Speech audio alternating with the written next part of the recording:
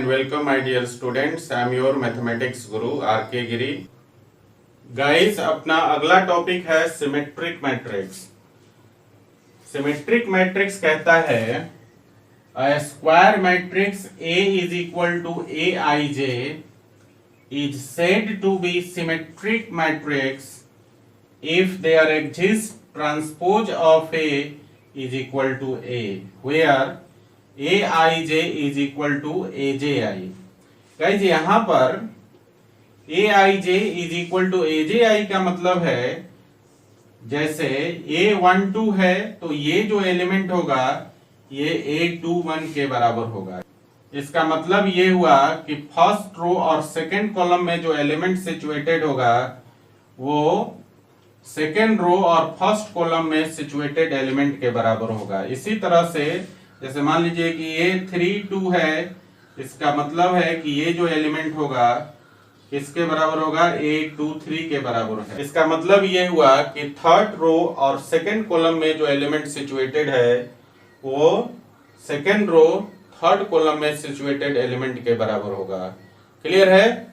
So guys एक बार फिर से समझिए कि किसी भी स्क्वायर मैट्रिक्स Aij को हम लोग सिमेट्रिक मैट्रिक्स तभी बोलते हैं जब वो एक कंडीशन है उसको फुलफिल करता है. और कंडीशन क्या है, transpose of A is equal to A. अगर कोई स्क्वायर मैट्रिक्स ए है और ए का ट्रांसपोज ए के बराबर है तो उस मैट्रिक्स ए को हम लोग सिमेट्रिक मैट्रिक्स बोलते हैं. ओके, चलिए इन बातों को हम लोग एग्जाम्पल के थ्रू समझने का प्रयास करते हैं. मान लीजिए हमारे पास एक मैट्रिक्स है ए, ठीक है ना, और ए में एलिमेंट है 1 2 2 3. ठीक है गाइस, तो देखिए इसका ट्रांसपोज निकाल लेते हैं. तो ए का ट्रांसपोज इसके रोज को हम लोग क्या करेंगे, कॉलम्स बना लेंगे. तो देखिए यहां ध्यान दीजिए, रोज में एलिमेंट है 1 2, तो अब ये एलिमेंट कॉलम में हो जाएगा. और दूसरे रो में एलिमेंट है 2 3, तो ये अब आपका 2 3 सेकंड कॉलम में आ जाएगा.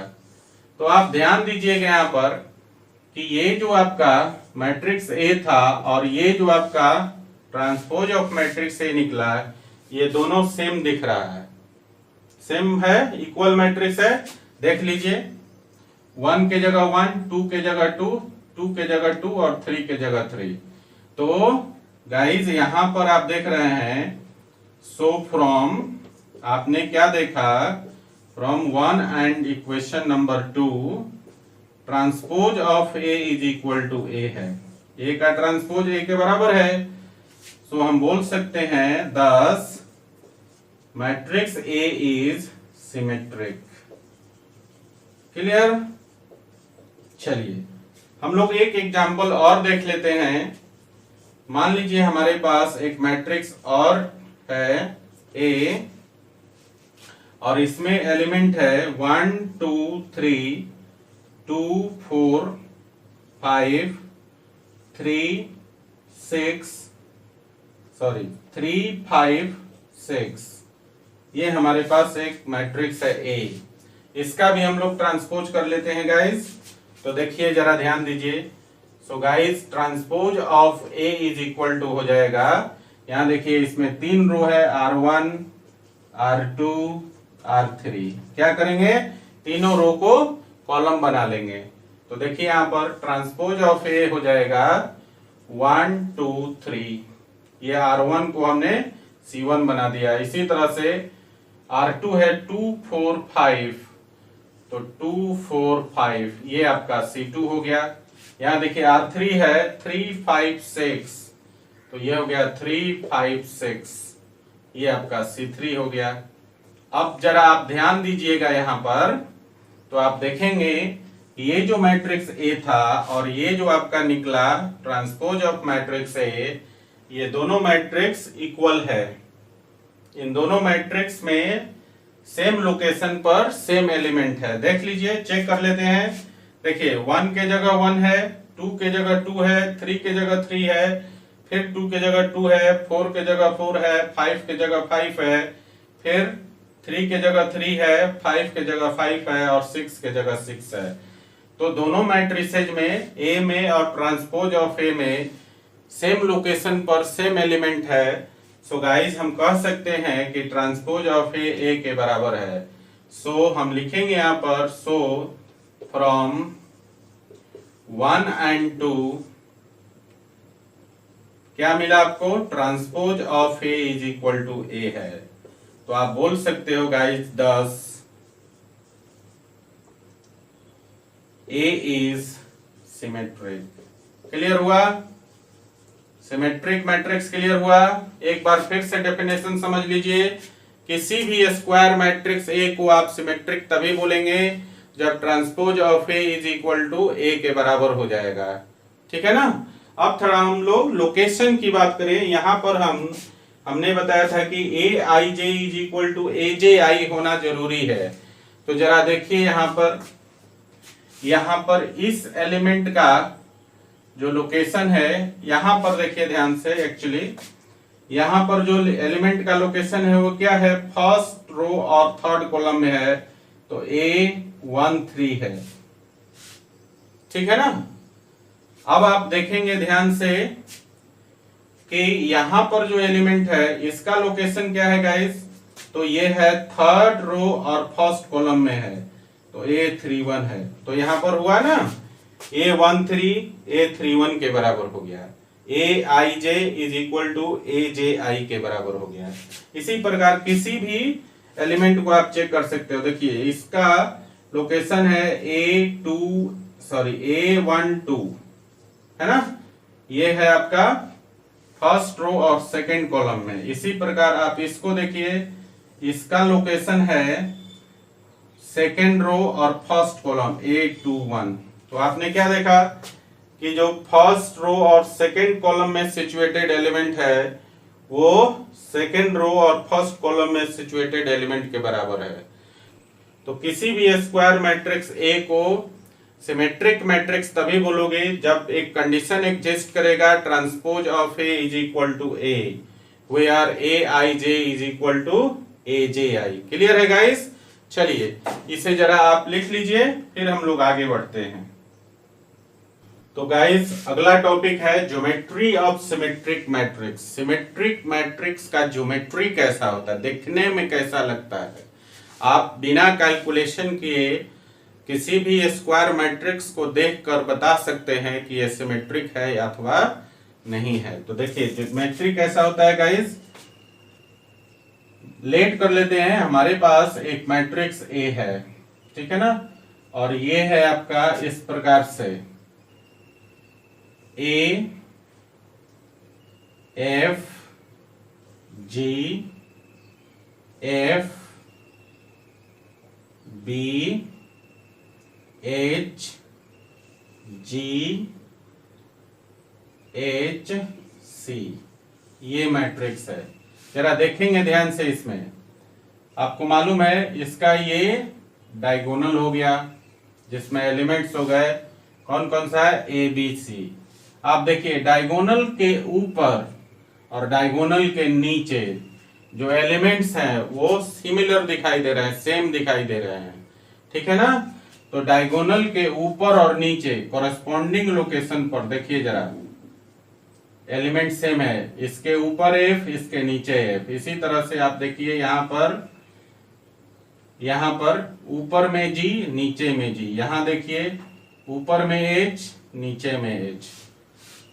तो आप जो है किसी भी स्क्वायर मैट्रिक्स को देखकर बता सकते हैं कि मैट्रिक्स सिमेट्रिक है कि नहीं है। उसके लिए क्या करेंगे, सबसे पहले उसका डायगोनल बना लीजिए और फिर आप डायगोनल के ऊपर और नीचे कॉरेस्पॉन्डिंग एलिमेंट्स को आप देखिए। अगर कॉरेस्पॉन्डिंग एलिमेंट्स सेम है तो वो मैट्रिक्स जो है सिमेट्रिक मैट्रिक्स होगा। क्लियर है ना। एग्जाम्पल से समझ लीजिए। मान लीजिए कि हमारे पास एक मैट्रिक्स है ए और यहां पर हम ले लेते हैं 5 6 6 7। देखिए ध्यान से, ये आपका डायगोनल हो गया, डायगोनल से ऊपर और डायगोनल के नीचे कॉरेस्पॉन्डिंग पोजीशन पे एलिमेंट क्या है, सेम है। तो ये मैट्रिक्स कैसा होगा, सिमेट्रिक मैट्रिक्स हो जाएगा। ठीक है। चलिए एक और एग्जांपल से देख लेते हैं गाइस। मान लीजिए हमारे पास एक मैट्रिक्स बी है और इसमें हम ले लेते हैं एलिमेंट 5 6 7 6 8 9 7 9 10। ये देख लीजिए, यहां पर देखिए ये आपका डायगोनल हो गया। डायगोनल से ऊपर नीचे कॉरेस्पॉन्डिंग लोकेशन पे एलिमेंट 6 है। यहां पर देखिए ऊपर 6 नीचे 6। यहां देखिए यहां भी कॉरेस्पॉन्डिंग लोकेशन पर क्या है, ऊपर 7 नीचे 7। यहां देखिए कॉरेस्पॉन्डिंग लोकेशन पे ऊपर 9 नीचे 9। तो आपने क्या देखा कि जो डायगोनल है उसके ऊपर और नीचे कॉरेस्पॉन्डिंग लोकेशन पर एलिमेंट सेम है। तो इस तरह से आप लोग ज्योमेट्रिकली किसी मैट्रिक्स को, किसी भी स्क्वायर मैट्रिक्स को चेक कर सकते हैं कि मैट्रिक्स सिमेट्रिक है कि नहीं है। ओके, तो ये था ओवरऑल आपका geometry of symmetric matrix. Clear है? सो गाइज एक बार फिर से समझा देता हूं आपको। सिमेट्रिक मैट्रिक्स का जो ज्योमेट्री होता है, इसमें जो डायगोनल होगा उसके ऊपर और नीचे कॉरेस्पॉन्डिंग लोकेशन पे जो एलिमेंट्स होंगे वो सेम होंगे। ओके, चलिए इसे जरा लिख लीजिए गाइज। अपना अगला टॉपिक है askew symmetric matrix. Guys askew symmetric matrix कहता है a square matrix A is equal to Aij is said to be a skew symmetric matrix if there exists a condition transpose of A is equal to -A। ठीक है, इसका मतलब ये हुआ कि किसी भी स्क्वायर मैट्रिक्स A को स्क्यू सिमेट्रिक मैट्रिक्स तभी बोलेंगे जब एक कंडीशन एग्जिस्ट करेगा, उस मैट्रिक्स का ट्रांसपोज उस मैट्रिक्स के नेगेटिव के बराबर होगा। ठीक है ना, where Aij is equal to -ji। इसका मतलब है गाइस कि मान लो आपके पास एलिमेंट है A23, तो ये बराबर हो जाएगा -A32 के बराबर। क्लियर है? इसी तरह मान लीजिए कि आपके पास एलिमेंट है A12, तो ये बराबर हो जाएगा -A21 के बराबर। इसका मतलब ये हुआ कि सेकेंड रो और थर्ड कॉलम में जो एलिमेंट सिचुएटेड होगा वो एलिमेंट थर्ड रो और सेकेंड कॉलम में सिचुएटेड एलिमेंट के बराबर होगा, लेकिन चिन्ह उसका नेगेटिव होगा। ठीक है ना। इसी तरह यहां देखिए फर्स्ट रो और सेकेंड कॉलम में जो एलिमेंट सिचुएटेड होगा उसकी वैल्यू सेकेंड रो और फर्स्ट कॉलम में सिचुएटेड एलिमेंट के बराबर होगा, लेकिन साइन क्या होगा, अपोजिट होगा, नेगेटिव होगा। क्लियर है ना। यहां पर नेगेटिव बोलने से ज्यादा अच्छा है कि दोनों एलिमेंट का साइन क्या होगा, अपोजिट होगा। ठीक है, चलिए इसे हम लोग एग्जाम्पल के थ्रू समझते हैं। मान लीजिए हमारे पास एक मैट्रिक्स है A और यहां पर है 0 1 -1 0। देखिए जरा ध्यान से, इसका हम लोग ट्रांसपोज कर लेते हैं। ठीक है ना, इसको हम 1 मान लेते हैं और इसका ट्रांसपोज करते हैं। ट्रांसपोज करने के लिए हम लोग क्या करते हैं, रो कॉलम को इंटरचेंज कर देते हैं। तो यहाँ जो दो रोज है R1 R2, उसको हम लोग जरा इंटरचेंज करके कॉलम बना लेते हैं। तो ये हो जाएगा 0 -1 और ये हो जाएगा आपका 1 0। ठीक है गाइस, अब यहां से थोड़ा आगे बढ़ते हैं हम लोग। इसमें से हम लोग माइनस कॉमन ले सकते हैं। माइनस कॉमन ले लेंगे तो अंदर जो भी एलिमेंट है, जो पॉजिटिव एलिमेंट है वो नेगेटिव हो जाएगा और जो नेगेटिव एलिमेंट है वो पॉजिटिव हो जाएगा। तो 0 पर तो कोई फर्क नहीं पड़ेगा, 0 तो 0 हो गया। 1 यहाँ पॉजिटिव है, ये आपका -1 हो जाएगा और यहाँ पर -1 है, ये आपका +1 हो जाएगा। 0 उसी तरह रह जाएगा। तो आप देखिए ध्यान से जरा इसको, ये वाला मैट्रिक्स जो है ए के बराबर है। सो गाइस हम लोग लिख सकते हैं कि ट्रांसपोज ऑफ ए जो है वो माइनस ए के बराबर है। ठीक है ना। अब जरा हम लोग वहां एलिमेंट्स की बात किया था मैंने कि ए I J is equal to minus A J आई होगा।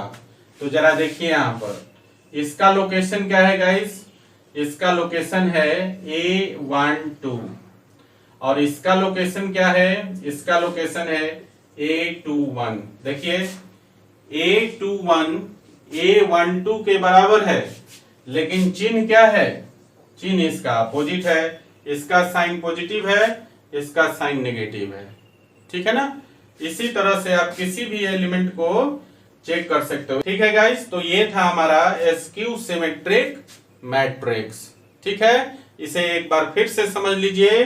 किसी भी square matrix A is equal to A I J को एसक्यू सिमेट्रिक मैट्रिक्स तभी बोलते हैं जब एक कंडीशन एग्जिस्ट करता है transpose of A is equal to negative of matrix ए।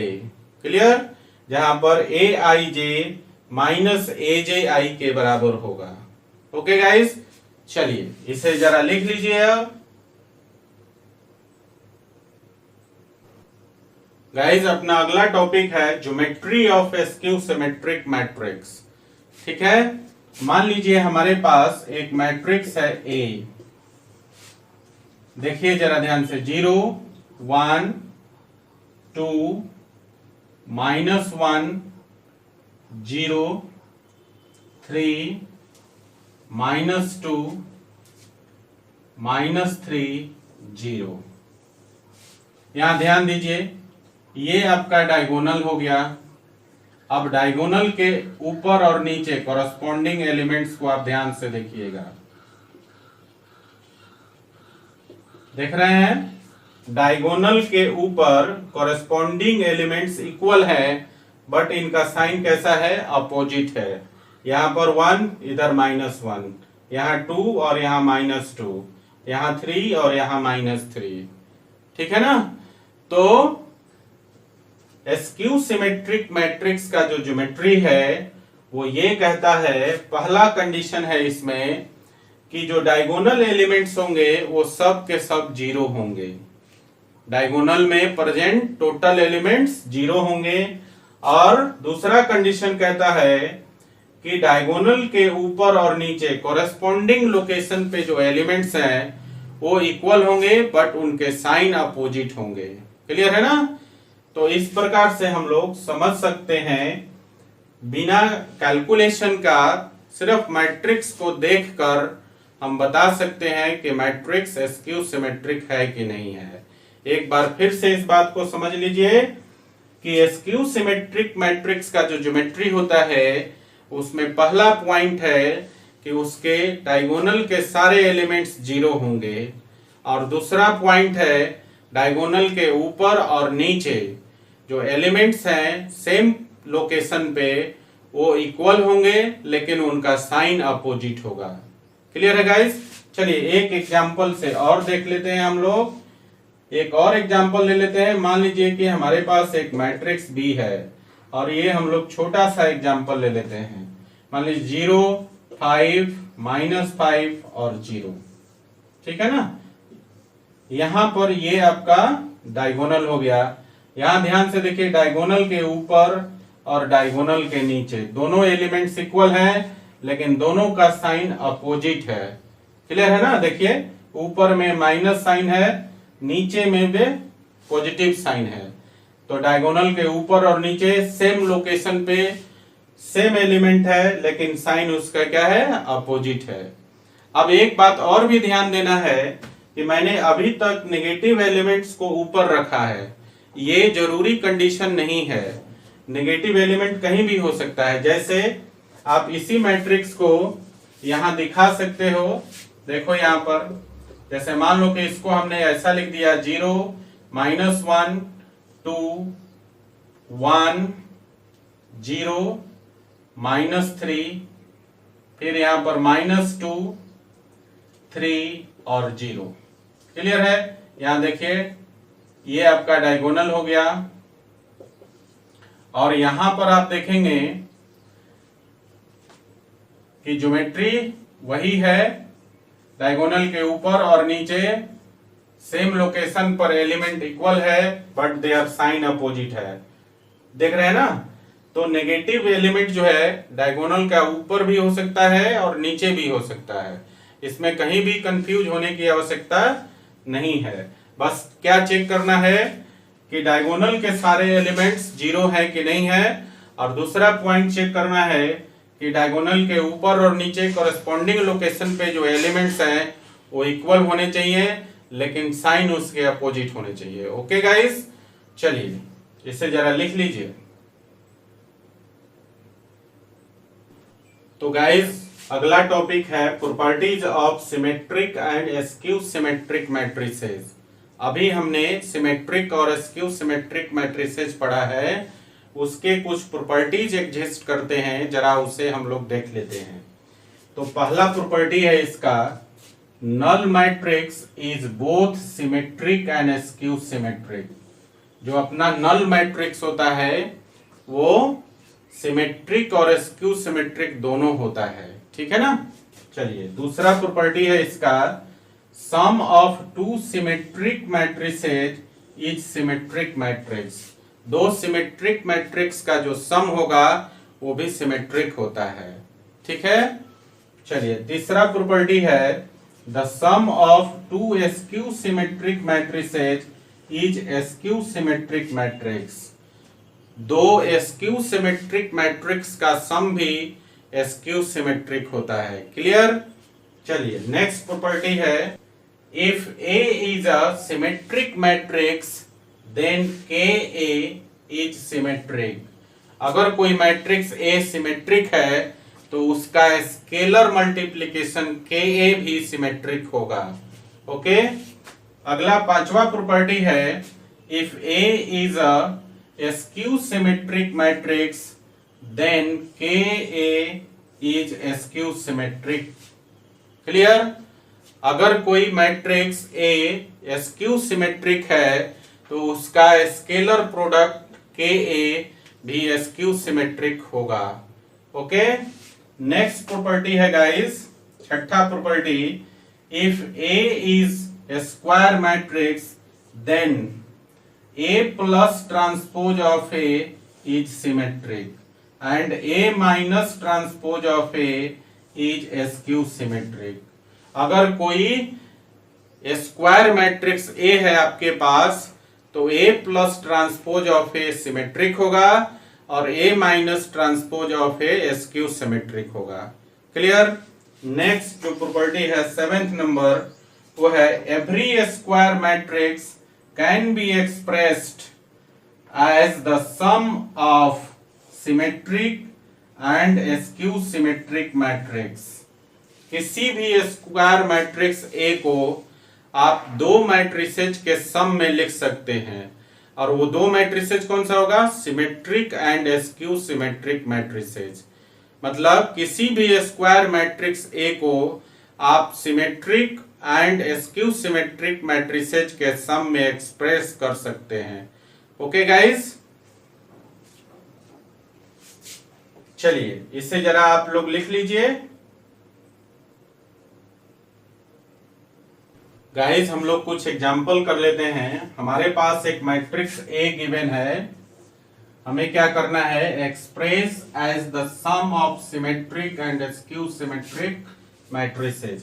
इस मैट्रिक्स को सिमेट्रिक और एस्क्यू सिमेट्रिक मैट्रिक्स के सम में एक्सप्रेस करना है।